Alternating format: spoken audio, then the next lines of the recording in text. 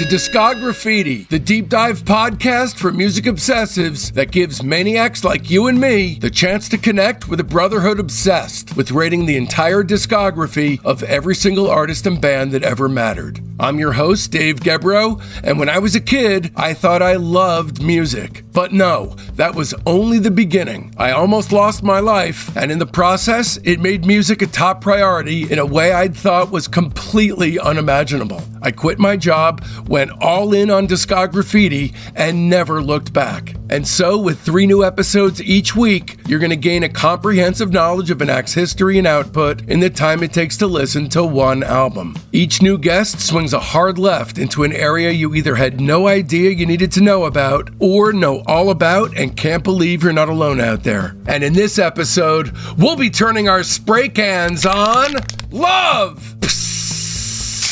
This episode is part of a series called 7 and 7 and 7 Is, the definitive 21-episode story of Arthur Lee and Love, which I've consciously crafted to act as the ultimate repository of fact and opinion on one of the greatest bands to ever walk the face of the earth, the almighty Love. It includes 13 episodes heralding the return of Discograffiti host OG Joe Kennedy, 6 episodes from a 4.5-hour interview with OG Love mainstay Johnny Echols, and 2 episodes from a 2.5-hour interview with the members of Baby Lemonade, who've served as Love now for coming up on 35 years. Prepare for some hardcore revelations. Part 20 is the second part of my raw, honest interview with Mike Randle, Rusty Squeezebox, and David Green, 3/4 of the band Baby Lemonade, who've effectively acted as Love now for over 30 years.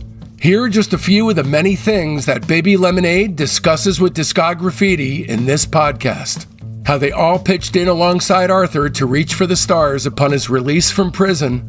The story most illustrative of Arthur's personality ever, involving a dildo in a swimming pool. The Forever Changes victory lap, Arthur on his best behavior and Arthur on his worst behavior. The turning point when things started going straight downhill. The attempts made to squeeze out just one more Forever Changes level Arthur Lee masterpiece. How Johnny Echols wound up stepping into Arthur's rather large shoes.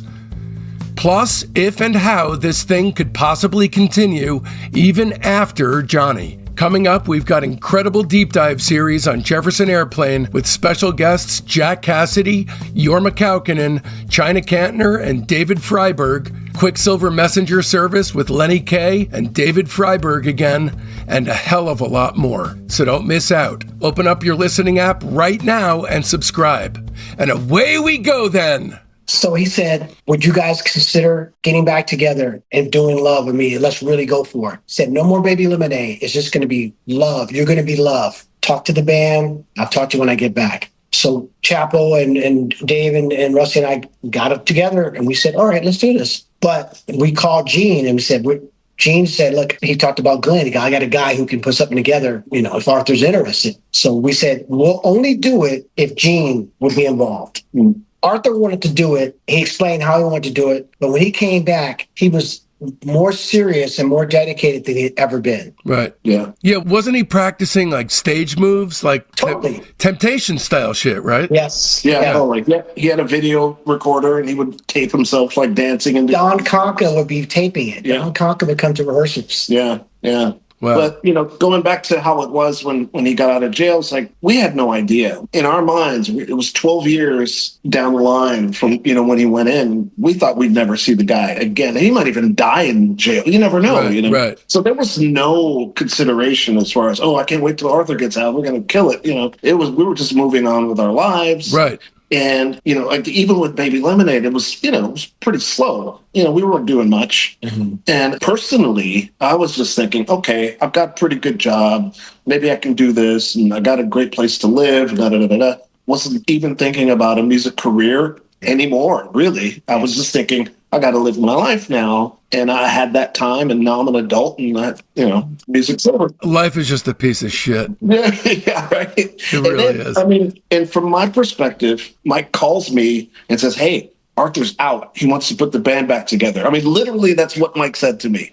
Yeah. So I'm going from I'm not going to be a musician anymore to do you want to put the band back together right now? And I was like, okay, I guess so. And the first big move was that Gene flew out Dave, Green, and Arthur in February or March to London to do like a trinket to sort of promote this idea that Arthur was back. And that went great, right? Remind me of the history of performing an album in its entirety. And I know that you didn't do that right off the bat with Forever Changes. We did it in the fall of 2002 in Stockholm. As a concept unto itself, had that ever been done previous to that? Or was this the first record that started with? I don't know. It was either us Pet Sounds. Pet Sounds. It's either us or Pet Sounds. That's right. I should know that. I don't know what year that they did Pet Sounds in, though. I think 2000. Was it? Yeah. Okay. Well, I think it is previous to that. And then you worked with the Smile orchestration guys, right? Part of We worked with them before Brian. Okay. So actually, you know what? Actually, no, we did it first. You know why? Because after we did it, Darian called me and said, hey, can you put me in touch with the Swedes? Okay. So they didn't start touring with the strings and horns until after we did that. Right. But I think that was for Smile, though. Oh, was it for I think that was when they started doing that. Oh, okay. Let me ask you about Darian for a second. So I know he produced Exploring Music. Now, obviously, the Wondermints and Baby Lemonade are similar in a panoply of different ways. So did working with Darian help to hold up a mirror to understand the uniquely unusual psychology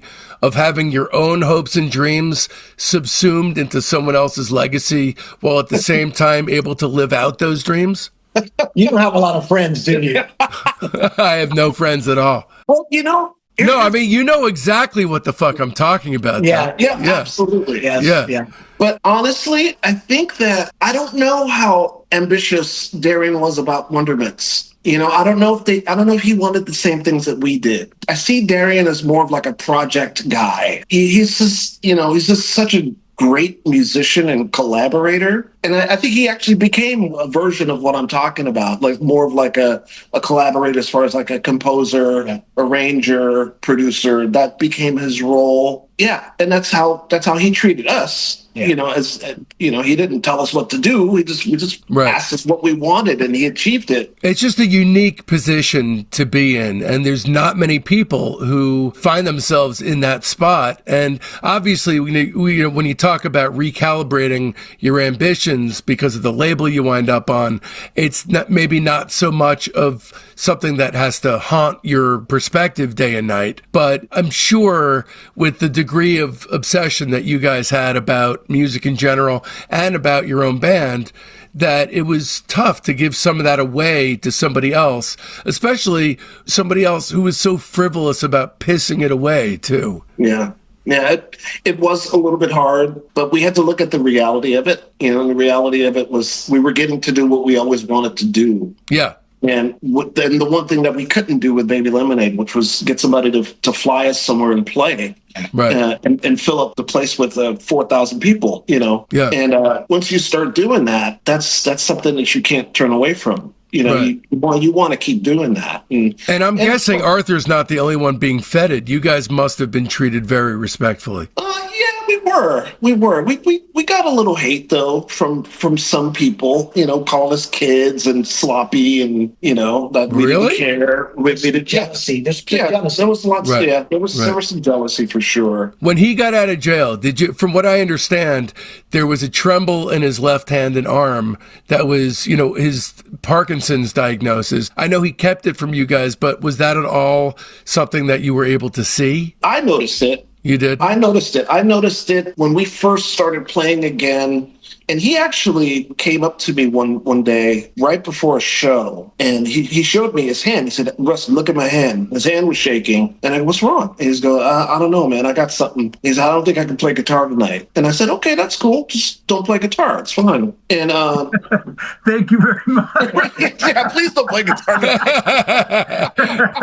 Take the whole tour off. But that was the first time that I had noticed it, and I don't know if he was diagnosed yet for Parkinson's, but you know, obviously that's what I thought, you know. But yeah, it came into play some nights, where I noticed he would not be playing guitar sometimes when he would just leave it. And I'm like, okay, he's got the shakes tonight. So the arrest, the trial, his various sicknesses, dying, it seems like he kept everything inside. He never shared anything.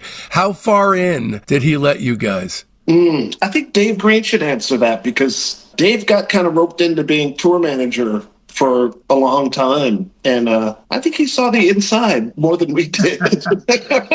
Is that true, Dave? All right. That concludes your free sneak peek into today's bonus episode. If you want to hear the rest of it, just visit patreon.com/Discograffiti and either purchase this podcast by itself for $4, or better yet, subscribe at the major tier and get access to Discograffiti's 3 weekly episodes. That's Friday's main episode, the Sunday Discograffiti Soldiers of Sound podcast. That's our podcast within a podcast featuring Patreon members as guests, and your Tuesday bonus episode. Please keep in mind this is entirely how I support my wife and 7-year-old son, so don't risk feeling badly about yourself by not supporting Discograffiti. Become a member so you don't miss a single thing at patreon.com/Discograffiti.